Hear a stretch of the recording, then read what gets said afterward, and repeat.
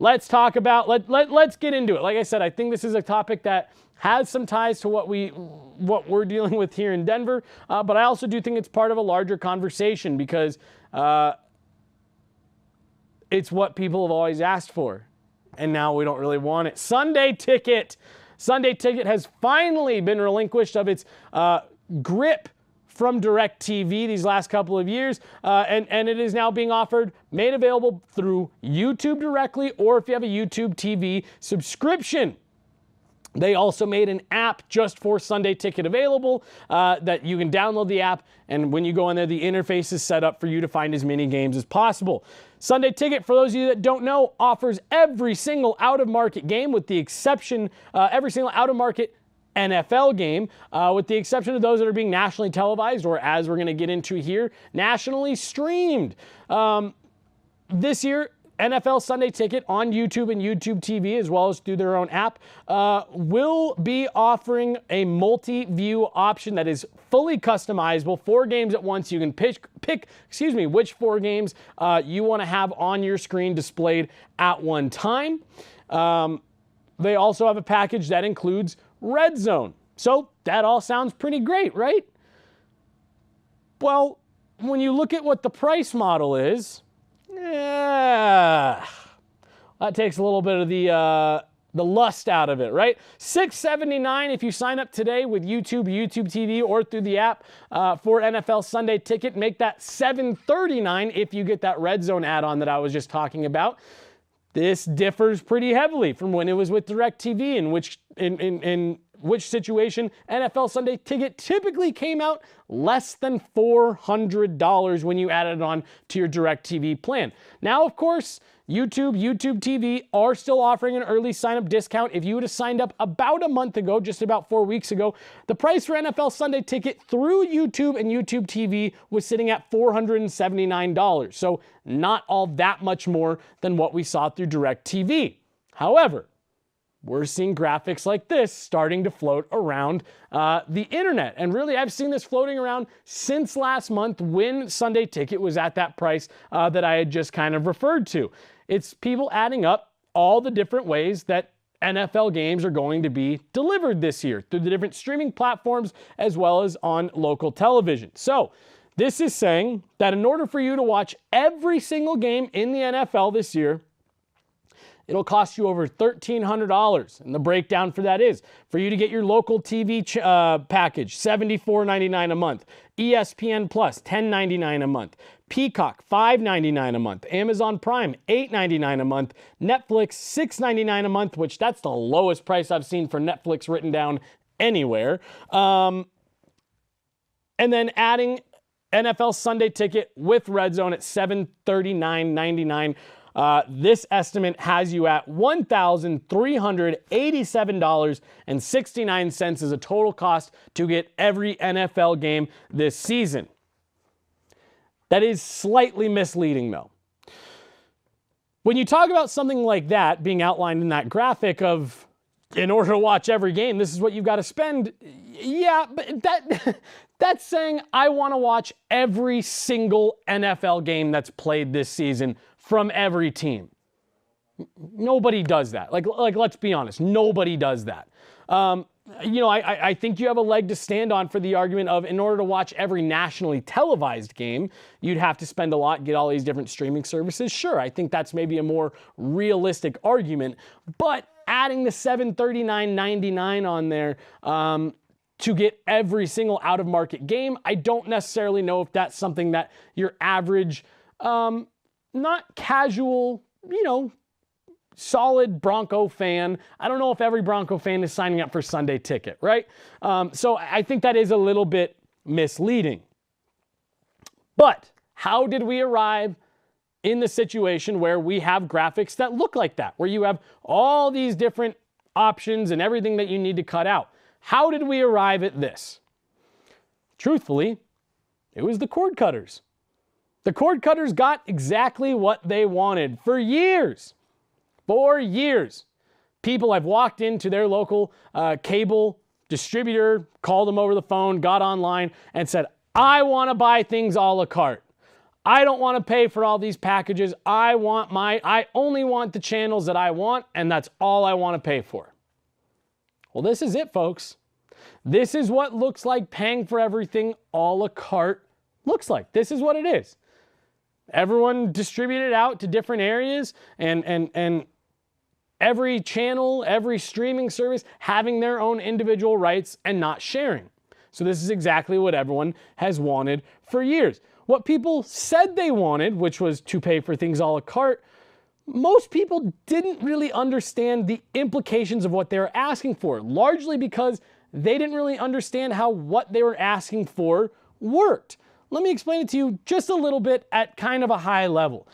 Cable packages work because they bundle things together. People think that that's the problem. People think that they're paying for channels they don't want. But really, when rights holders go to over-the-top distributors like Xfinity or Fubo TV, they say, we have all these channels and we'll sell them all to you at this one price. The reason for that is they have plenty of smaller channels that have a smaller footprint, that are more specialized, that are not viable on their own. They don't make money as standalone channels. So the distributors, the rights holders like Disney, Fox, Time Warner, they package those channels together with their larger channels like ESPN and say, you have to sell these all together. That means that their smaller channels that have a smaller footprint and maybe less viewership get to benefit from the fact that everybody wants ESPN. That's how it works. That's how those companies and how those channels survive. It is not all that much unlike what's happening here in Denver with Altitude. Altitude Sports has been a channel that has survived on the cable model. When they left Comcast, Xfinity, DirecTV, and Dish Network, what a lot of folks called for was for Altitude to put forth their own streaming platform, offering and saying, I would pay just to be able to watch Avs and Nuggets games. Well, that's the issue. That's not really a viable model if people are only tuning in to watch Avs or Nuggets games.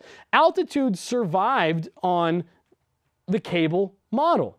That regional sports feed that we've heard so much conversation about over the last few years was how Altitude stayed afloat. There were millions of subscribers in the footprint that got Altitude as a channel but didn't necessarily tune into it outside of watching one Avs game, one Nuggets game a week for a total of 7 hours. That channel isn't very viable on its own. But when you lump it into a package and it gets to take a small portion of all those other channels and a small portion of that fee from all those subscribers, whether they watch it or not, well, suddenly that makes a lot more financial sense for channels like Altitude. I'm not trying to pick on Altitude. That's something that's happening right here in Denver that we're all familiar with. It's the same concept for a lot of these other smaller channels and why they're all bundled and packaged together. That's why you do it. When you buy stuff a la carte, you've got to pay to cover that entire cost that the rights holder, companies like Disney, Time Warner, Fox, are passing along to the over-the-top distributors like Xfinity and DirecTV.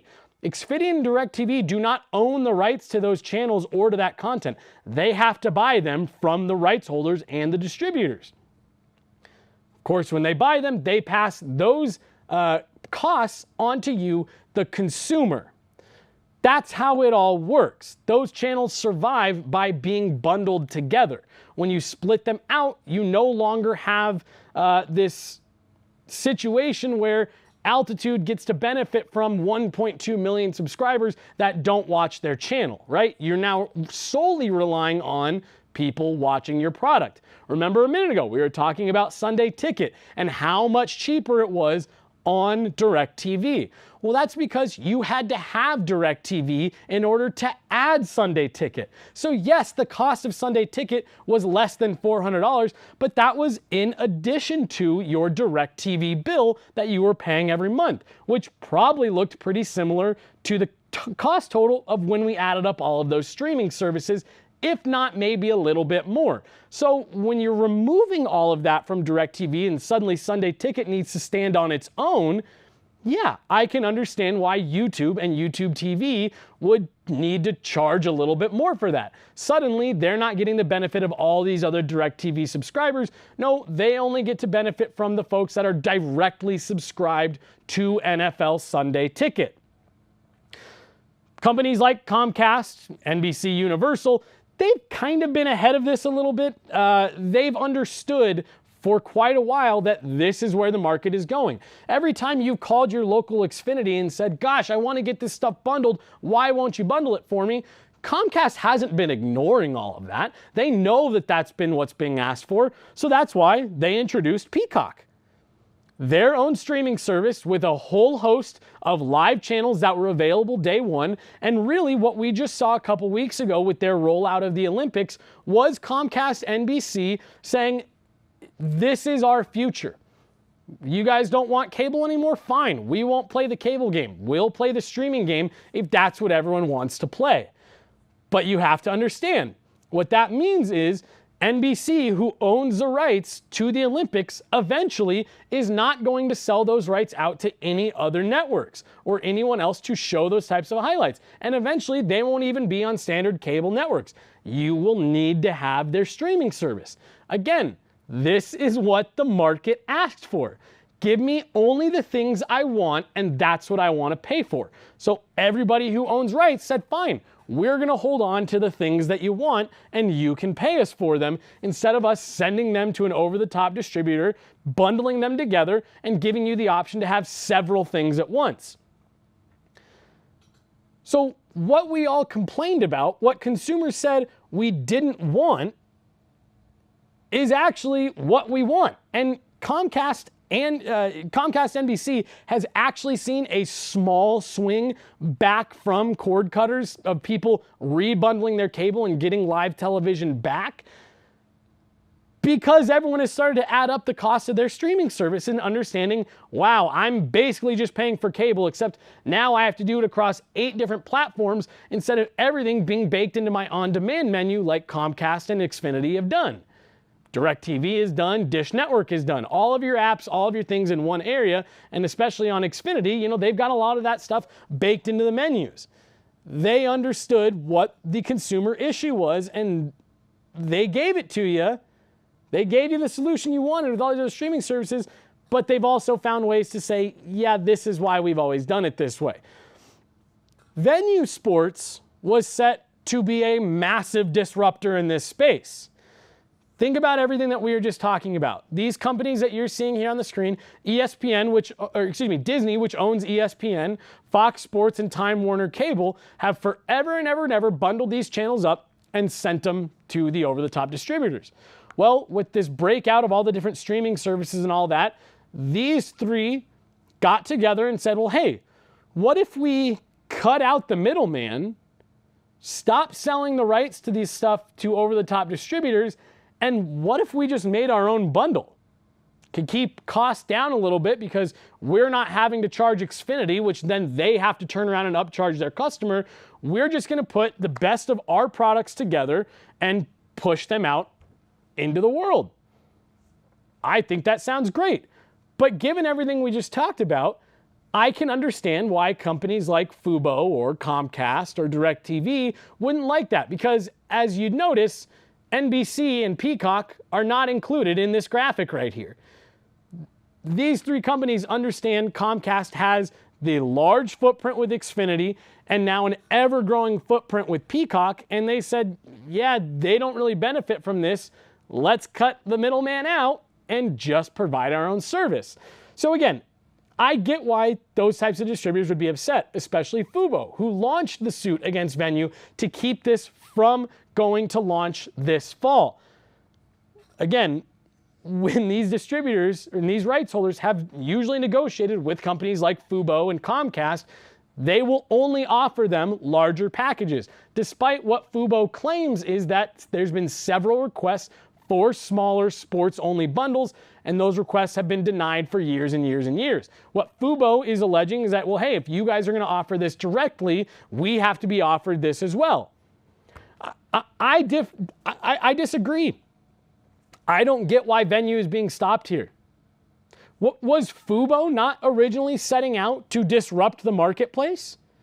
When Comcast NBC launched Peacock, was that not meant to disrupt the streaming marketplace and be one of the first hubs for live streaming content, live news, live sports? Because those are the two things that are keeping traditional cable models alive. Live news, live sports. That's one of the only reasons people continue to sign up for traditional cable. So when Comcast launched Peacock, that was meant to be an industry disruptor. When companies like Fubo launched their products and offered smaller bundles, including a $10 sports bundle that's available on YouTube TV, which is much smaller than much less than what it would cost you to go up a cable channel tier with a company like Comcast, that was meant to be disruptive. Why is Venue being punished for being a disruptive brand? If they want to come in and offer, Venue's package was set to offer ABC, ESPN, including an ESPN Plus subscription, ESPN2, ESPNU, ESPN News, Fox, FS1, FS2, the ACC network, the SEC network, the Big Ten network, TNT, TBS, and True TV. That's a ton of live sports and even a small amount of live news and just live cable, all for a reasonable price of $42.99. I don't see the issue with this package. This is what live streaming is. Rights holders are holding on to their rights. Disney is saying, why should we go sell this to someone else just to watch them mark it up to the consumer? We can take it directly to the consumer, not have to deal with the markup in the middle, and provide the public with what they've been begging for, is a small package of just live sports with a little bit of live news mixed in. This is what the streaming, bundling, and cable industry looks like going forward. It just is. It's what we've talked about for years. If you go streaming only, the cost is going to go up, but you're going to get to pick and choose what you want. This is how it goes, folks. If we want streaming and we want to do away with cable and the traditional, model of Xfinity and DirecTV and Dish Network, this is what it is. I'm all in favor for it. I don't need every single streaming platform. I don't. I pick and choose the stuff that I want and that I think I benefit from. And if something new comes out, I try a free trial. If it's something that I think is good, I take it. If I don't, I let the free trial expire. It's truly a la carte. If we're going to spend decades and decades and decades yelling at cable companies saying, you need to sell us these channels individually, we can't then turn around and complain when those channels are more expensive. They aren't lying to you when they say bundling the channels together is cheaper. It just doesn't feel cheaper because you've never seen the way that it all breaks out. It's cheaper when you keep all of these channels together than when you try to sell them individually, because then you, the consumer, have to cover the total cost of that channel individually instead of it being able to be split with millions of people who want a variety of those channels.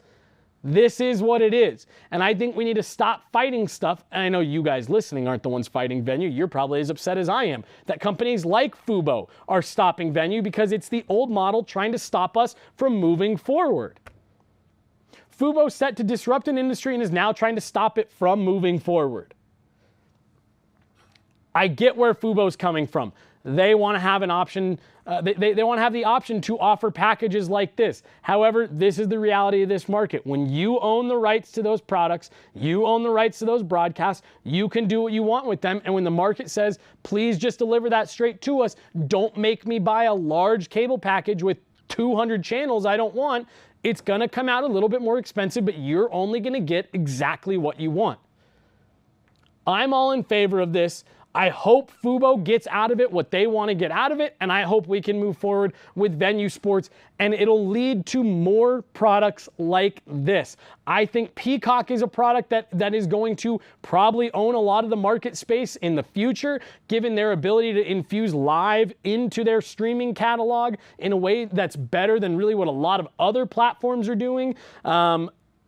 And I think companies and ideas like Venue Sports are where we're going with all of this. So just jump on board.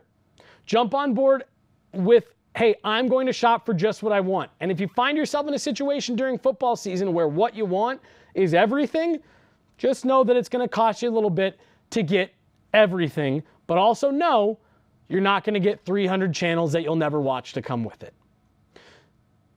I knew that one was going to go a little bit long, but I felt like it was important because it's something that affects us here in Denver, and we're starting to see the effects nationally. And keep in mind, what's happening with altitude and here in Denver was really kind of the first domino to fall on this whole change in this industry. It was one of the first real big national news stories that was going to fall into all of this. That's why the altitude conversation is so difficult. There's a lot of minutia to it, and there's a lot of different things that make it up on both sides. I'm not saying that it's clear cut one way or the other, but I'm saying altitude is channels like altitude, RSNs, right, regional sports networks, benefited from that old model, and as it's changed, that's why you're seeing so much change in terms of cost and in the terms of where things are available. It's all part of this interesting change that we are going through in the sports broadcasting landscape.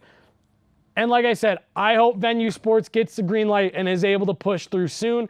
I think that's the future of, I'm not necessarily saying Venue Sports, but that model is the future for how we're going to do all of this. And I think it's exciting. I think it's all going to get worked out.